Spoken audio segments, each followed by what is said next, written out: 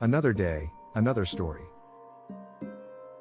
The story I'm about to tell you is not for the faint of heart. It's a tale of terror and madness, a story that has haunted me since I first heard it. It takes place in the remote wilderness of the Canadian Rockies, where few dare to venture. The story begins with a group of hikers who set out on a trek through the rugged mountain terrain. They were experienced adventurers, used to the dangers of the wilderness, and so they thought nothing of the warnings they had heard about the area they were exploring. As they hiked deeper into the mountains, they noticed something strange.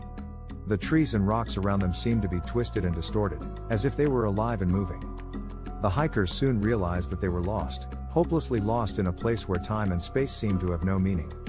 As the hours turned into days, the hikers began to feel a sense of unease creeping over them. They heard strange noises in the night, whispers and rustling sounds that seemed to come from every direction. And then, they saw it, a figure lurking in the shadows, watching them with malevolent eyes. The hikers tried to run, but the figure pursued them relentlessly, its dark form moving with unnatural speed and agility. It seemed to be toying with them, playing with their fear like a cat with a mouse. They were trapped in a nightmare from which there seemed to be no escape. Days turned into weeks, and the hikers began to lose their minds. They heard voices in their heads, saw visions of unspeakable horror that left them shaking with fear. The figure that pursued them seemed to be everywhere, lurking in the shadows, always just out of reach. As the hikers' sanity began to slip away, they realized that they were not alone.